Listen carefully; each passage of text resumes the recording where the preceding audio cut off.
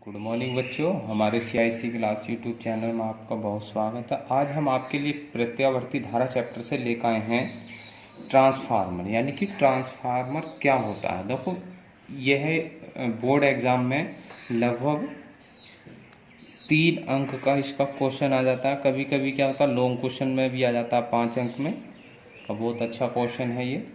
अब देखो, इसका क्वेश्चन जो आता है वो इस प्रकार आता है कि ट्रांसफार्मर का रेखा चित्र देते हुए इसकी संरचना एवं कार्यविधि का सचित्र या संक्षिप्त वर्णन कीजिए। ठीक है, और लॉन्ग क्वेश्चन में भी आ जाता है, शॉर्ट क्वेश्चन में भी आ जाता है। हम आपको बहुत अच्छे से समझाने की कोशिश करेंगे। देखो सबसे पहले हमें इसमें क्या करना है, हेडिंग लिखनी है ट्रांसफार्मर का सिद्धांत। ट्रांसफार्मर का सिद्धांत क्या होता है? देखो, ट्रांसफार्मर अन्योन्य प्रेरण के सिद्धांत पर कार्य करने वाली एक ऐसी युक्ति है जिसे प्रत्यावर्ती धारा के विभव को परिवर्तित करने के लिए प्रयुक्त किया जाता है। यह मुख्यतः 2 प्रकार के होते हैं। यानी कि ट्रांसफार्मर क्या होते हैं? देखो, ट्रांसफार्मर अन्योन्य प्रेरण का एक क्या होता है, उदाहरण होता है।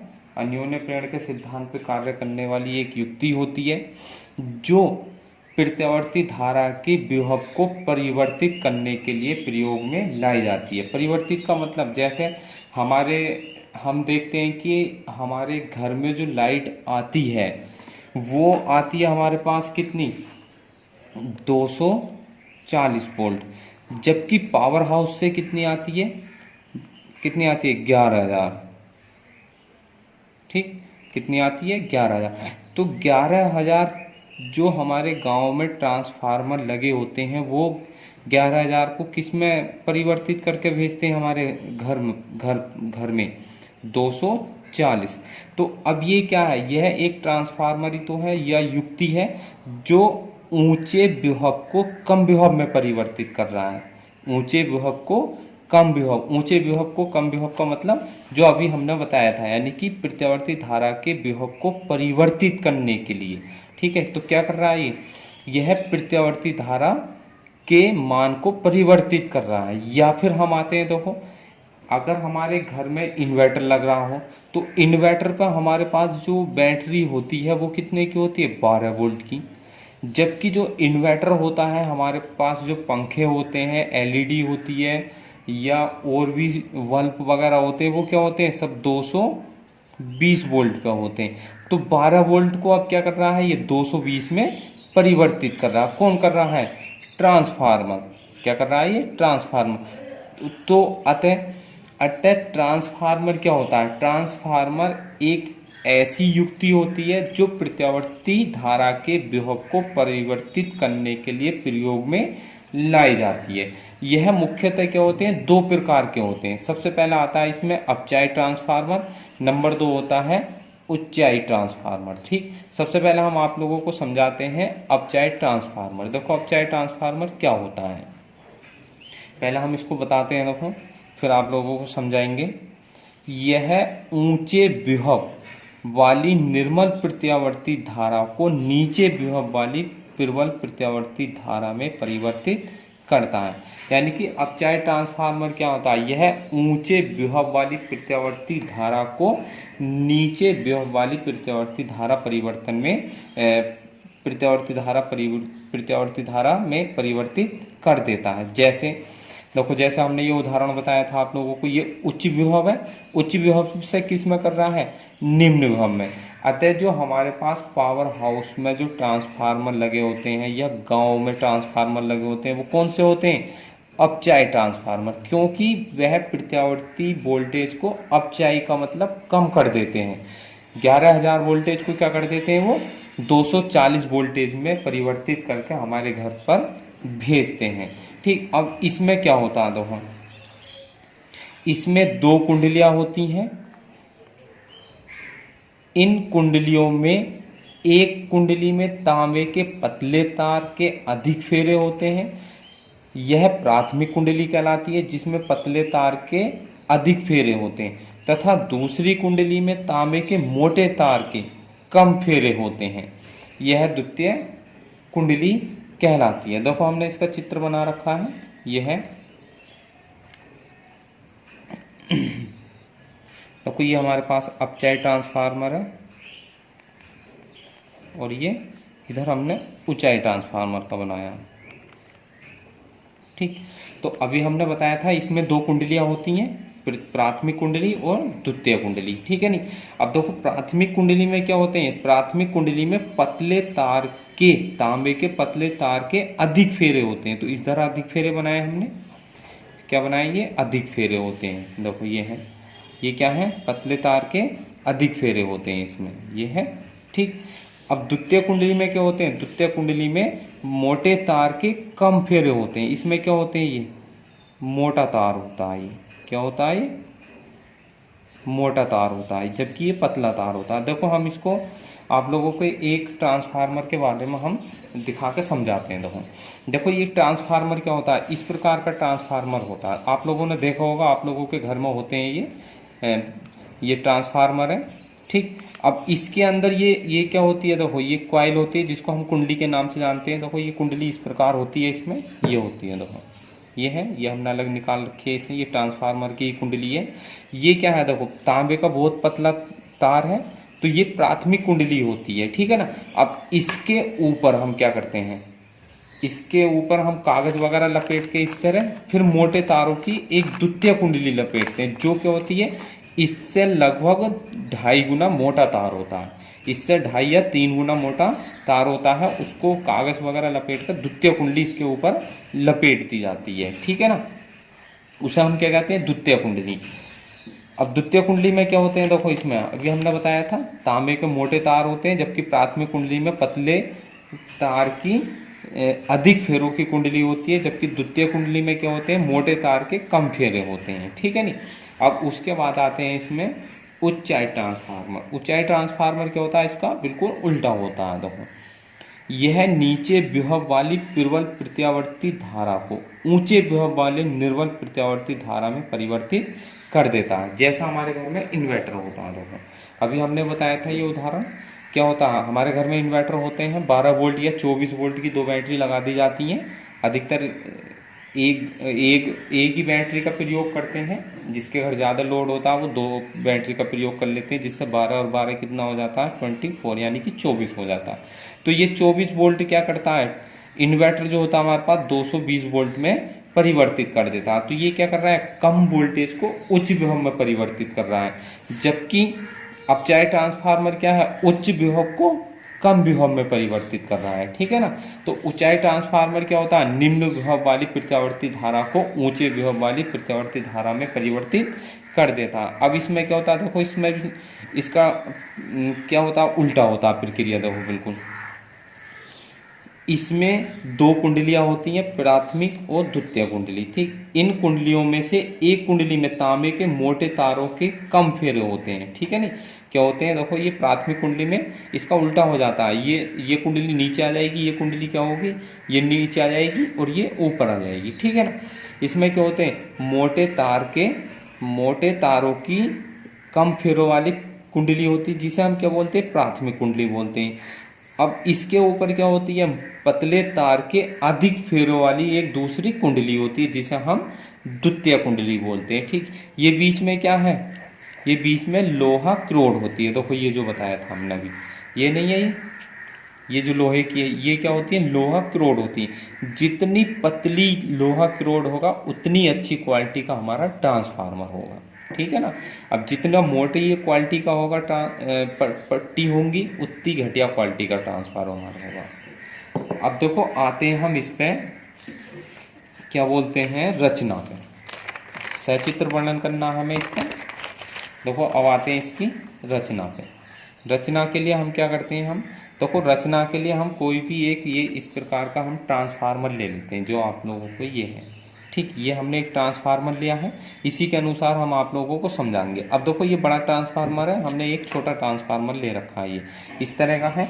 ये इसमें देखो ये लोहा की रोड इस तरह फंसी होती है, ये CFL में या जो हमारे डिश टीवी होते हैं उसमें सर्किट ये आप लोगों को मिल जाएगा देखने के लिए। इस तरह का ट्रांसफार्मर होता है ये, हमने ट्रांसफार्मर ले लिया, इसी से हम आप लोगों को समझाते हैं। देखो क्या होता है, देखो इसमें नरम लोहे की पृथक्कृत पट्टियों को एक के ऊपर एक रखकर आयताकार या गोलाकार पट्टियां क्रोड बनाया जाता है। देखो जैसे ये है हमारे पास, ये है ना ट्रांसफार्मर है, क्या है ये नर्म लोहा है। नर्म लोहे के ऊपर क्या है, इस पट्टियों को बना के क्या दिया जाता है, एक आयताकार क्रोड बना ली जाती है। जैसे ये है, देखो हमारे पास ये है, ये हमने क्या बना ली, एक क्रोड बना ली। तो इसके बीच में, इसी के ऊपर क्या कर देंगे हम, कुंडली वगैरह लपेट देंगे। परंतु हम क्या बना लेते हैं, एक फ्रेम ले लेते हैं जिससे कि ये इस पर स्पर्श ना करें, पृथक हो जाए। ठीक इस तरह। अब पतली क्रोड बनाया जाता है, अभी हमने बताया था जितनी पतली क्रोड होगा उतनी क्या होगा, बढ़िया क्वालिटी का होगा। क्यों होगा, जिससे कि क्रोड में कम भंवर धाराएं उत्पन्न हो तथा विद्युत ऊर्जा का ह्रास भी कम हो। ठीक है ना, यानी कि जितनी पतली क्रोड होगी उतनी भंवर धाराएं उसमें कम होंगी। भंवर धाराएं के लिए भी हम नेक्स्ट वीडियो बनाएंगे, हम उस पर आप लोगों को लिंक दे देंगे, आप उसमें देख सकते हैं। और ऊर्जा ह्रास भी बहुत कम होता है। देखा होगा आप लोगों ने, जब किसी भी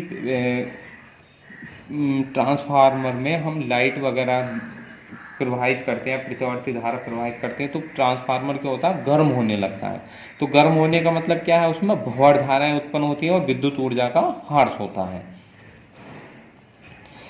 इस क्रोड पर विद्युत रोधी पदार्थ की परत चढ़े तांबे के पृथक्कृत तारों को अलग अलग दो कुंडलियों को पर लपेटा जाए, यानी कि दो कुंडलियों के रूप में लपेटी जाती हैं। जैसे अभी हमने बताया था, देखो ये है, ये लोहा क्रोड इसके बीच में फंस जाती है, जैसे ये अभी हमने बताया था, इस तरह फंस जाती है। ठीक, अब इसके ऊपर पृथक्कृत करके दो कुंडलियां हम लपेटते हैं। जैसे एक प्रथम कुंडली ये हो गई, फिर क्या करेंगे, इस पर कागज वगैरह लपेटेंगे या टेप वगैरह लगाएंगे, फिर इसके ऊपर दूसरी कुंडली इसी के ऊपर हम लपेट देते हैं। ये कुंडलियां एक दूसरे से तथा लोहे की क्रोड से अलग अलग होती हैं। देखो हमने इसका चित्र अगर एग्जाम में बनाना तो किस तरह बनाना आप लोगों को, ये है देखो, ये इस तरह आप लोगों को एग्जाम में चित्र बनाना है। इस पर लगभग 1 अंक मिल जाता है। अगर चित्र वगैरह बनाओगे, बढ़िया करके करोगे, तो आप लोगों को क्या है, एग्जामिनर एकदम क्या होगा, देखेगा और अपना प्रभाव जब उस पर छोड़ोगे एग्जामिनर पे, तो क्या होगा, वो नंबर अच्छे दे के चला जाएगा। अब क्या करना हमें, देखो इसमें ये कुंडलियां क्या होती हैं, एक दूसरे से लोहे की क्रोड से अलग अलग होती हैं। इन कुंडलियों में एक में तांबे के मोटे तार के कम फेरे होते हैं तथा दूसरी में तांबे के पतले तारों के अधिक फेरे होते हैं। अभी हम ये पीछे बता चुके हैं आप लोगों को, जैसा हमने ये बताया। देखो इसमें क्या है, ये अधिक फेरे हैं पतले तार के, और ये क्या है, मोटे तार के कम फेरे बनाए। इसको थोड़ा डार्क करके बना दो जिससे कि ये क्या है, मोटा लगे आप लोगों को। ठीक है, मोटे तारों के कम फेरों की कुंडली होती है, जबकि एक पतले तारों के अधिक फेरों की एक कुंडली होती है। इनमें से किसी भी एक को प्राथमिक कुंडली, इसमें दूसरी कुंडली को द्वितीय कुंडली कह देते हैं। ठीक है ना, इसमें से एक कुंडली को प्राथमिक कुंडली तथा द्वितीय कुंडली को किसी दूसरी कुंडली को द्वितीय कुंडली कह देते हैं। वो उसके अनुसार देखेंगे कौन सा अपचायी ट्रांसफार्मर है और कौन सा नहीं है।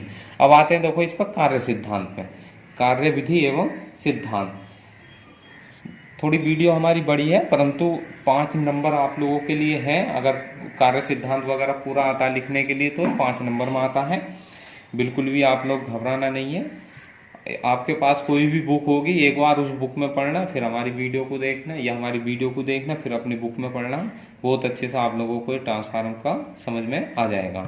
अब कार्य विधि एवं सिद्धांत पाते हैं। देखो, जब ट्रांसफार्मर की प्राथमिक कुंडली को प्रत्यावर्ती धारा स्रोत से जोड़ते हैं तो प्राथमिक कुंडली में प्रत्यावर्ती विद्युत धारा प्रवाहित होने लगती है। मान लेते हैं ये हमारे पास प्राथमिक कुंडली है। क्या है ये, प्राथमिक कुंडली है। इसको हमने प्रत्यावर्ती धारा स्रोत से जोड़ दिया हमने। ठीक, जब प्रत्यावर्ती धारा स्रोत से जोड़ेंगे तो इस कुंडली में क्या होगी, प्रत्यावर्ती धारा प्रवाहित होने लगेगी। ठीक है ना, क्या होने लगेगी, प्रत्यावर्ती धारा प्रवाहित होने लगेगी। जब प्रत्यावर्ती धारा प्रवाहित होने लगती है तो यह धारा लोहा क्रोड को चुंबकित करती है। हम जानते हैं कि जब किसी भी तार में विद्युत धारा प्रवाहित होती है तो उस तार में एक चुंबकीय क्षेत्र उत्पन्न हो जाता है। हम पीछे भी बता चुके हैं बायो सावर्ट के नियम के अनुसार। ठीक, तो क्या होगी, यह जो लोहा की रोड है, कौन सी लोहा की रोड है, ये जो हमारे पास है देखो, ये लोहा की रोड क्या होगी, जब इसके ऊपर तांबे का तार लिपटा हुआ होगा तो ये की रोड क्या होगी, चुंबकित होने लगेगी। क्या होने लगेगी, चुंबकित। जब इस पे तांबे के तार में हम लपेट के धारा प्रवाहित करेंगे। अब धारा के प्रत्येक चक्र में, धारा के प्रत्येक चक्र में क्रोड एक बार एक दिशा में तथा दूसरी बार दूसरी दिशा में चुंबकित हो जाती है। ठीक है ना, यानी कि प्रत्यावर्ती धारा क्या होता है, देखो इस तरह होती है, ये आधा चक्र, फिर दूसरा आधा चक्र। अब ये पूरा एक चक्र हो गया, तो आधे चक्र के लिए क्या होगी, यानी कि एक चक्र के लिए क्या होगी, एक दिशा में चुंबकित होगी और दूसरी चक्र के लिए दूसरी दिशा में। यानी कि कहना मतलब ये लोहा की रोड बना लिया हमने। ठीक है ना, लोहा की रोड है, तो जब इसमें धारा प्रवाहित करेंगे तो एक बार चुंबकित तो इधर की ओर होगी और दूसरी बार दूसरे चक्र के लिए इधर की ओर चुंबकित होगी। ठीक है ना, जब इस प्रकार जब इधर उधर की ओर एक दिशा में होगी और फिर दूसरे में दूसरी दिशा में होगी, तो क्या होगा इसमें, तो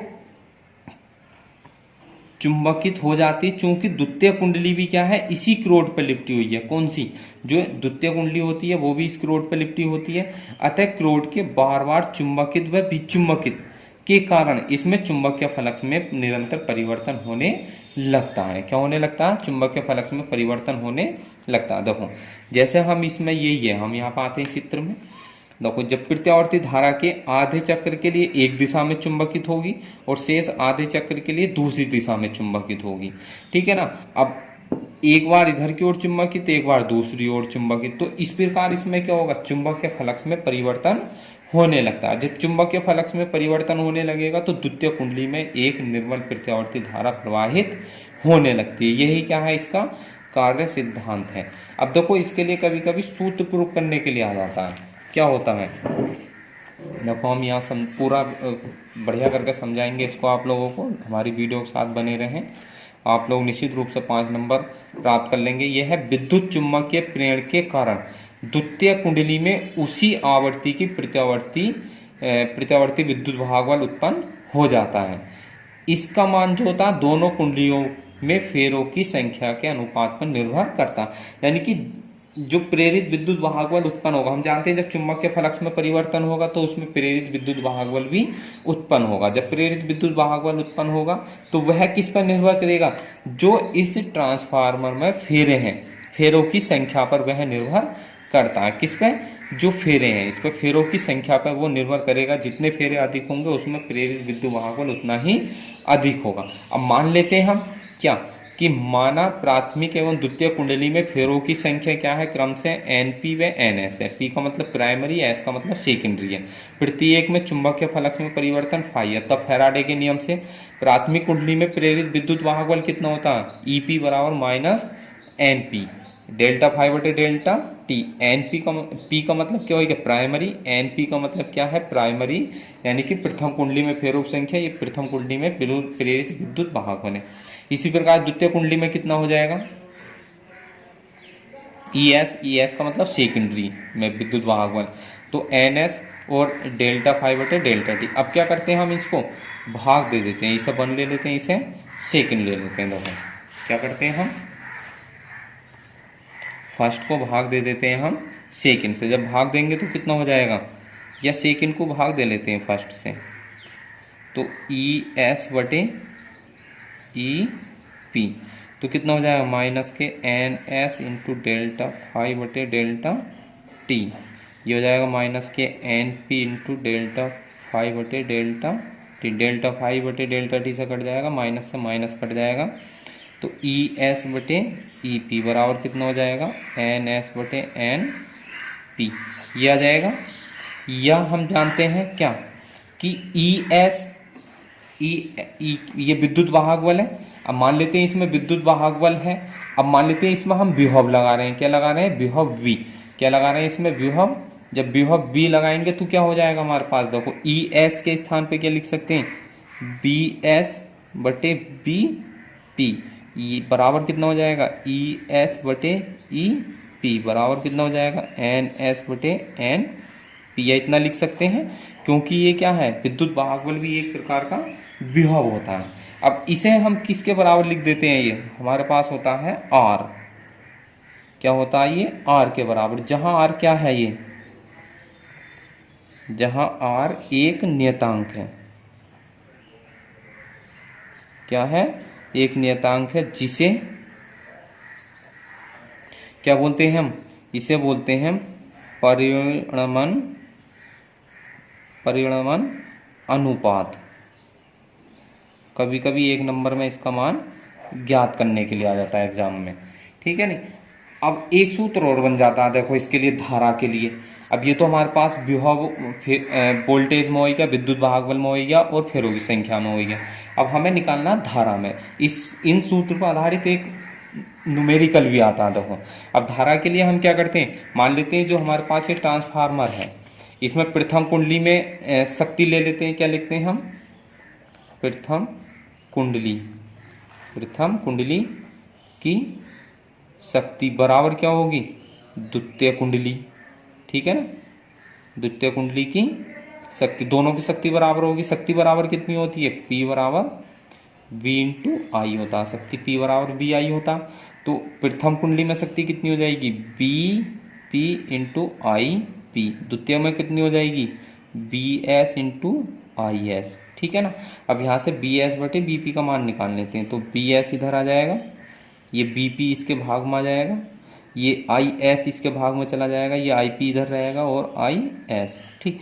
या IS बटे IP के स्थान पे कितना लिख सकते हैं हम, IS बटे IP के स्थान पे इतना भी लिख सकते हैं, नहीं हम लिख सकते हैं। देखो यह है हमारे पास IS बटे IP, तो IS बटे IP के स्थान पर IP बटे IE भी लिख सकते हैं। तो इसलिए सूत्र क्या बन जाएगा हमारे पास, देखो इसके स्थान पे लिखते हैं हम BS बटे BP, इसके स्थान पे कितना लिख सकते हैं, ये किसके बराबर है, IP बटे IS के बराबर, या ये किसके बराबर है, ES बटे EP, या ये किसके बराबर है, NS बटे NP, या बराबर क्या है R। तो ये हमारे पास क्या आएगा, ये सूत्र है, ये परिणमन अनुपात के लिए। इसी पर आधारित एक आध क्या है, कभी कभी न्यूमेरिकल आ जाता है, ठीक है ना। इससे अगली वीडियो में आप लोगों को हम न्यूमेरिकल करना सिखाएंगे।